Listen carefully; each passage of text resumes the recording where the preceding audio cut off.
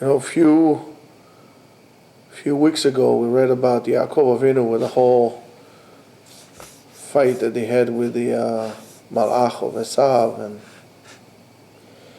there's of course the incident of Yaakov going back to look for the pachim, the small vessels that he had, and the question is, why in the world would he do that? I mean, we explained it in previous years, different reasons, but the question is, why would he do it? It's just so cheap. I mean, it's like, oh, excuse me, I forgot some bottles that needs to be recycled, and I have a deposit for 10 cents on it.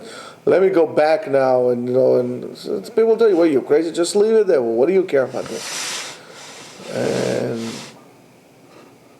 it just doesn't make sense that Yaakov Avinu will go all the way back to pick up something, and yet when he comes to bury Rachel and so on and so on, he buys a piece of land. So it's always a contradiction in Yaakov actions. And maybe tomorrow we'll get into different segments on Yaakov, multifaceted actions and so on. We'll see Be'ezrat Hashem. And the Ochot Tzadikim writes something very interesting about it. The Ochot Tzadikim says, of course, Chaviv Mamonam Shel Tzadikim. Tzadikim are very fond of the money. So what does it mean? Tzadikim are materialistic. All they care about is money, or it just doesn't make sense. But one needs to realize that we do all work for money. And money becomes a big part of our life. So a person who is at the level of Yaakov Avinu, or a person who strives to be higher on a level, realizes that he works for the money. He needs to dedicate a certain amount of time to go get a job or to do something for his living. And Yaakov Avinu says, since I work for it, I need to get it back. Because if I waste my money, I would have to work more. And when I work more, I have less time to do mitzvot, avodat Hashem, to learn Torah. But when it comes to a mitzvah, like burial, so on and so forth, you see that they're going to spend the money. Why? Because what difference does it make? The whole purpose that I'm living my life is to do mitzvot. So for mitzvah, I will spend my money. But out of negligence or laziness or whatever it is, I'm not supposed to spend my money. This is why it is very important for us to realize, especially today, since we are a consumer society that likes to spend and buy, and most of the things that we buy are not necessary at all. So for a mitzvah, even as a wedding, you do a wedding, there is a certain minimum that you need to spend, but don't go crazy. And it will be very nice to have shawarma of lamb spinning around with I don't know, a blind sushi chef that they brought from downtown Tokyo. I don't think those guys at the sushi place can make it as fast as people eat. But you know what I'm saying. But for Dvar Mitzvah, you're supposed to spend. But the funniest thing is, when it comes, for example, for you to buy a pair of shoes, or to buy some kind of a tie, or any of those physical things, the guy will tell you, I don't know, it costs X amount of money. You would not have a problem spending it. You spend it. You spend, I don't know, $50 on a tie, $500 on a tie. When it comes to your external beautification, there isn't going to be an amount of money that's going to be too much for you to spend. You just spend it. Again, I think the biggest joke of all is that we spend so much money on watches that are accurately keeping time, and yet we spend time, we waste time like crazy. So regardless of how expensive your watch is, you're still going to waste your time. But that's something else. But when it comes to the beautification of our neshamot, our mitzvot, the guy tells you, an etrog is $50. $50, man, can you give me a break? It's I want something, give it to me for 40, give it to me for 30. You're going to argue with the guy because it's a devar mitzvah. Do it like the Ari. The Ari says he likes an etrog. How much is an etrog? $50. It's $50. Everybody wants to be like the Ari.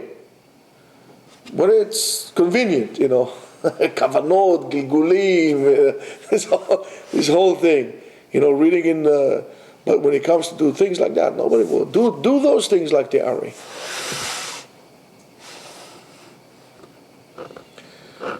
So Yaakov Avinu knows that if he would neglect the money that was given to him by HaKadosh Baruch Hu, he's going to force him to work more because it's wasted gift that HaKadosh Baruch Hu gave you. That's why he goes back to save it. So it's not something that has to do with a mitzvah. So the dvar mitzvah spend. When you buy yourself a Gemara, buy a nice Gemara that would last you. When you buy a Sefer or whatever it is, fine, buy it. But when it comes to buy other things, think very carefully before you spend your money. Be like Yaakov Avinu. All these things, it's let's call it a part of our spiritual situational awareness. I'm paying attention on what needs to be attention, and I'm paying less attention about what needs to be paid less attention. Again, you never hear about a person who died that they're going to say, "Whoa, this guy made a lot of money. He drove fancy cars. This guy, he had a house with 7 bathrooms and 3 bedrooms."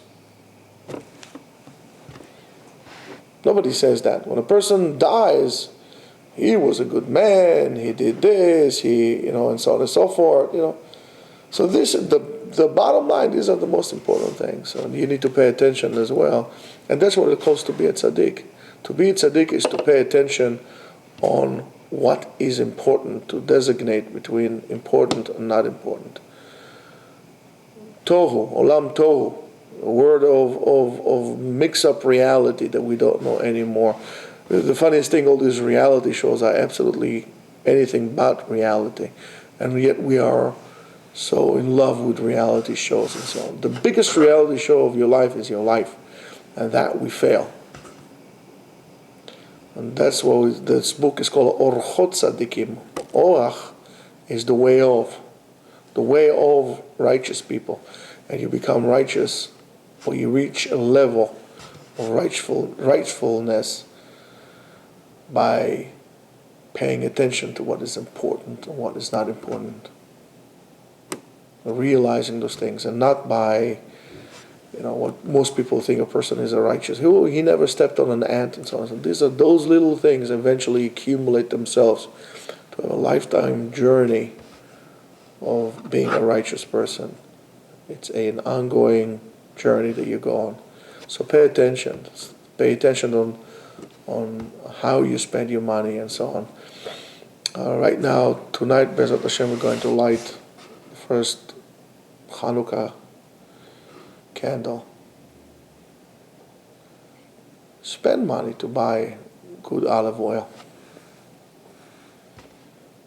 Put shemen zayit zach, cold pressed virgin olive oil. Okay.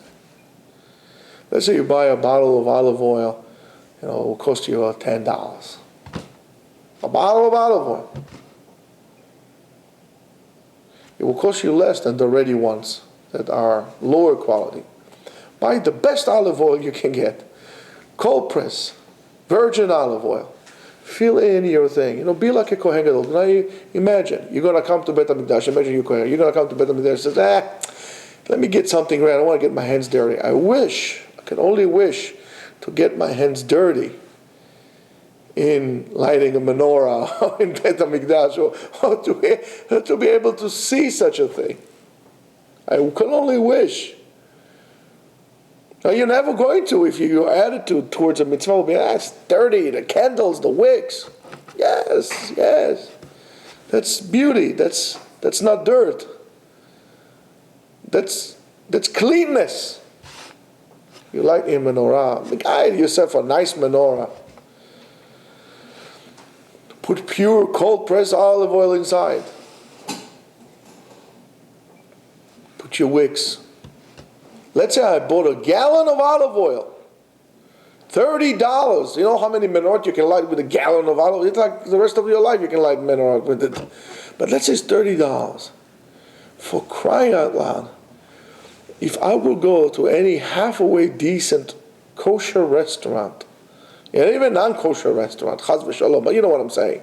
Say a restaurant, and I'll buy myself a steak. And I don't need to describe to you what will happen to the steak inside of me 2 seconds after I swallowed it.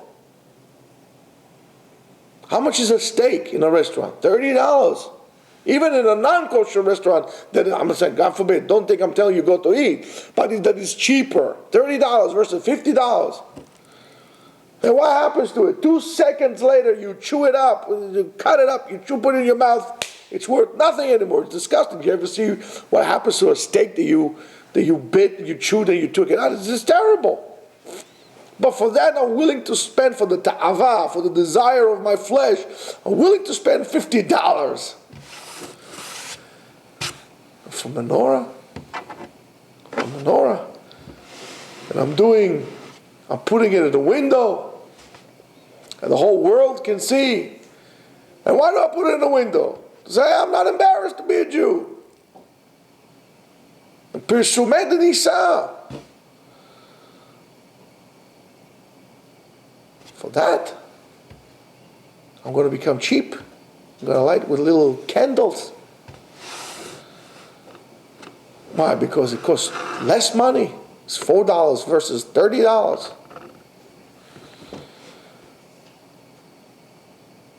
Put things in the right perspective. You cannot be a tzaddik if you don't put things in the right perspective. And then your perspective is distorted. When your perspective is distorted, tov vavo. It's all a mix-up. It's all a mix-up. Balagan. I don't know, right, wrong. Tov vavo. It's a chaos. So you want to be on a path to become a righteous person, put things in the right perspective, unclutter your neshama, remove chaos from inside of you, and b'zchut zeh HaKadosh Baruch Hu would light us with the light of the Torah, with the light of mitzvah, to shine on our neshama, so we will be like walking candles for the nations. And we will be the Pirsumei Nisa. We will be the Nerot Chanukah. Amen. Amen.